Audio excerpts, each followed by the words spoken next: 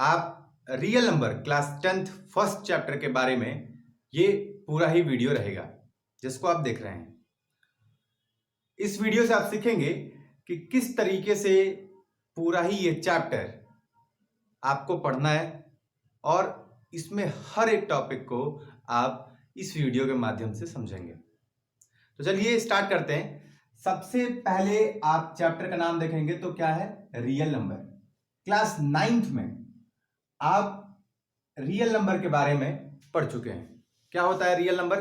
Basically आप class 9th में irrational number के बारे में पढ़े होंगे जो कि रियल नंबर का एक पार्ट था, ठीक है। लेकिन उसी बीच में आपने रियल नंबर के बारे में भी पढ़ा है। रियल नंबर वो नंबर होते हैं जो नंबर लाइन पे डिनोट किए जा सकते हैं।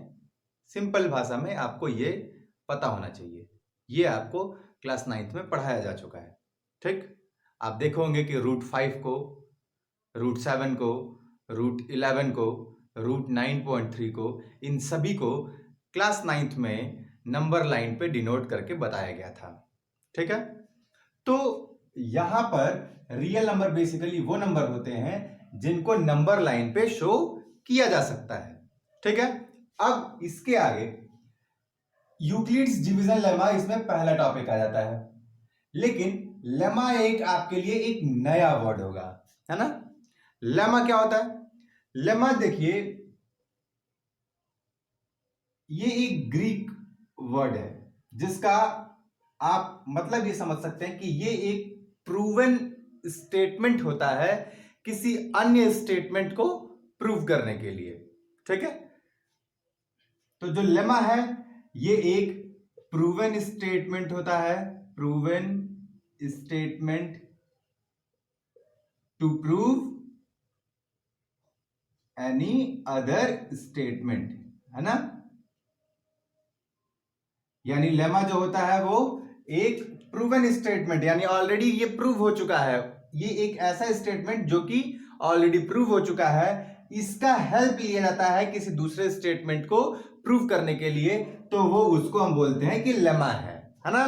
तो ये एक ग्रीक वर्ड है जिसका ये मतलब होता है। तो यहां क्या रहा है कि यूक्लिड्स डिवीजन लेमा, यानी यूक्लिड का भाग का एक ऐसा कह सकते हैं कि स्टेटमेंट जो कि ऑलरेडी प्रूवन है, ऑलरेडी साबित किया गया है, इसका हेल्प लिया जाएगा अन्य किसी स्टेटमेंट को साबित करने के लिए। समझ रहे हैं, ठीक है। तो ये क्या कहता है Euclid's division lemma? Euclid's division lemma कहता है कि कोई भी अगर नंबर है, ठीक है, अगर हम मान लेते हैं कि वो a और b है, तो उनमें एक यूनिक नंबर एग्जिस्ट करेगा, एक यूनिक नंबर एग्जिस्ट करेगा जो कि होल नंबर होगा, है ना। जो यूनिक नंबर है वो होल नंबर होगा, और वो किस फॉर्मेट में होगा? तो यहां पे कह रहा है कि जो a होगा वो बराबर होगा BQ प्लस R के, जहां पर b जो होगा वो R से बड़ा होगा, वहीं पे R या तो 0 से बड़ा होगा या फिर 0 के बराबर होगा। समझ में आई बात? ठीक है।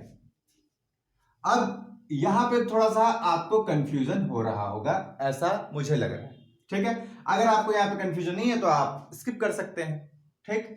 लेकिन यहां पे थोड़ा सा अगर हम इलैबोरेट करें, थोड़ा सा इसको और एक्सप्लेन करें, तो आप ये समझिए कि a और b एक नंबर है जिससे a को b से डिवाइड किया जा रहा है, ठीक। ऐसे में क्यू बार में ये कट रहा है और यहां पे जो भी एक नंबर आए यहां पे एक रिमाइंडर बच रहा है, ठीक। तो ये a की वैल्यू कैसे लिखी जा सकती है? a is equal to divisor into quotient, यानी b q और प्लस रिमाइंडर, ठीक। और ये केस उसके साथ में लगा दिए जाते हैं। ये केस कैसे लगा दिया गया, अब इसको जरा समझिए, ठीक है। अब इसको समझने के लिए आप कोई भी एक सिंपल डिवीजन ले लीजिए, ठीक है। आप डिवीजन ले लीजिए, 5 को 2 से डिवाइड कीजिए। तो अगर आप डिवीजन जानते होंगे तो आपको पता होगा कि 2 2 जा 4 हो जाता है और यहां पे 1 हो जाता है, ठीक है।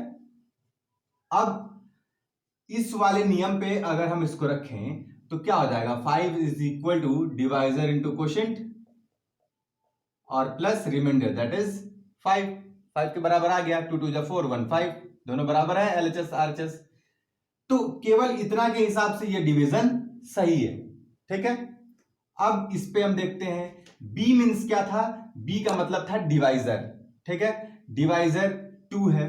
डिवाइजर हमेशा रिमाइंडर से ज्यादा होना चाहिए। देखिए रिमाइंडर 1 है और डिवाइजर 2 है, डिवाइजर ज्यादा है।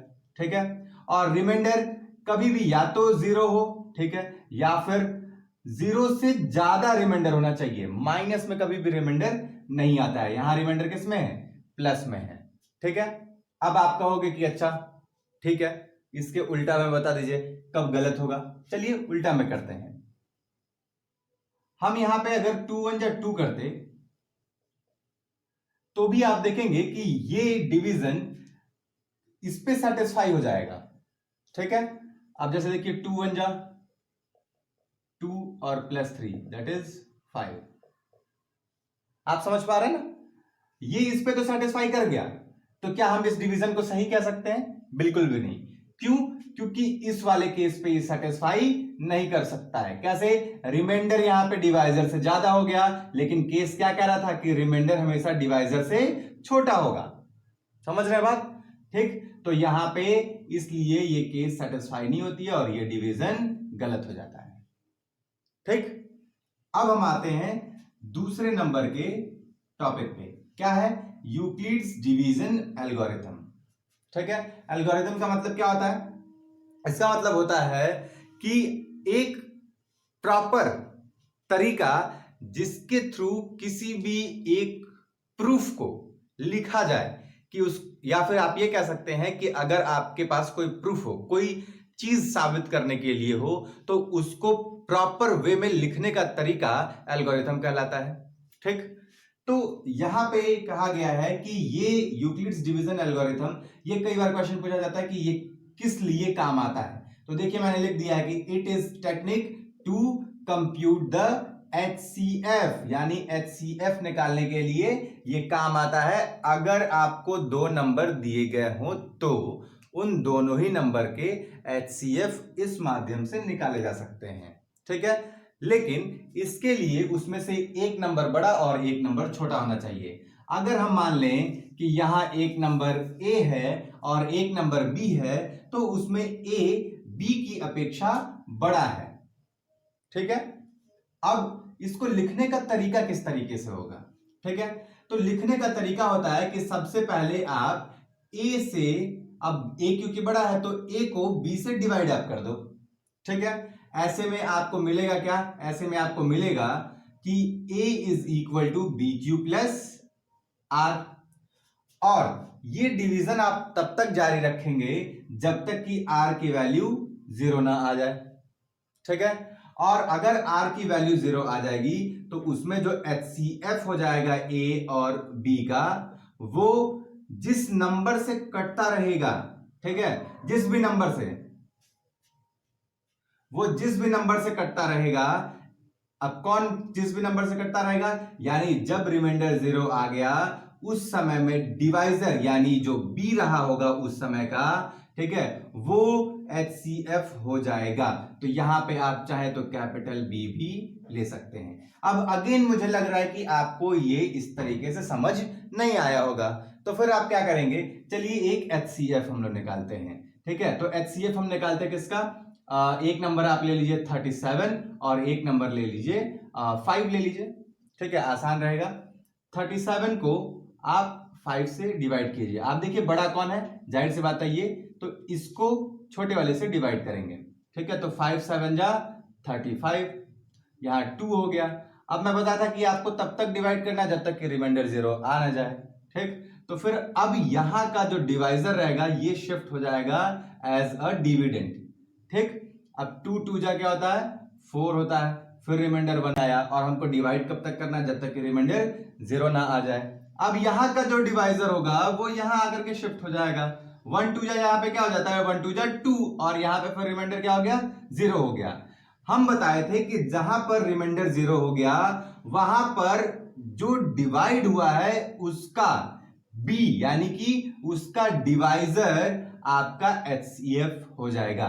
यानी HCF of 37 and 5 is equal to क्या हो गया 1। बात समझ आई? तो लिखने का तरीका, ये तो HCF निकालने का तरीका हो गया, लिखने का तरीका क्या होगा इसको देखिए हम अगर देखें तो ये एक पार्ट हो जाएगा, ये दूसरा पार्ट हो जाएगा क्योंकि डिवाइड दूसरी बार यहां हुआ है, और तीसरा पार्ट यहां हो जाएगा क्योंकि डिवाइड तीसरी बार यहां हुआ है। लिखने का तरीका देखिए, हमें नियम पता है। नियम क्या है? नियम कहता है A is equal to B Q plus R. पहले पार्ट में डिविडेंड क्या था? डिविडेंड था 37, तो आप इधर लिख दोगे 37, और यहां पे जो डिवाइजर था 5 इंटू क्वेश्चन क्या था 7, और रिमाइंडर यहां पे क्या था 2। लेकिन अभी भी आप देखो कि रिमाइंडर के जगह पे 0 नहीं आया है, ठीक है। फिर सेकंड पार्ट में क्या था? डिविडेंड था 5, क्वेश्चन क्या था यहाँ पे 2 था, और डिवाइजर 2 था, यानी कि 2 इंटू 2, और यहाँ पे रिमाइंडर क्या आया था? 1 आया था। अब हम तीसरे वाले पार्ट पे चलते हैं। तीसरा वाला पार्ट क्या था? डिविडेंड 2 था, डिवाइजर यहाँ पे क्या था? डिवाइजर था 1, ठीक। क्वेश्चन क्या था? 2, और रिमाइंडर क्या था? 0। और जहां पर रिमाइंडर 0 हो जाएगा वहां की वैल्यू जो b की वैल्यू होगी, ठीक है, वही HCF हो जाएगा। सो HCF इज इक्वल टू यहां पे क्या हो जाएगा 1। तो ये लिखने का एक प्रॉपर तरीका है जिसको हम एल्गोरिथम बोलते हैं, और ये एल्गोरिथम कौन दिया था? ये यूक्लिड दिए थे, ठीक है। तो ये मुख्य 2 टॉपिक इस चैप्टर से कवर किए गए हैं इस वीडियो में, ठीक। अगले टॉपिक भी बहुत जल्दी अपलोड कर दिए जाएंगे। आप जुड़े रहिए हमारे साथ में। बहुत बहुत धन्यवाद इस वीडियो को देखने के लिए। आगे के क्लासेस ऐसे ही जारी रहेंगे।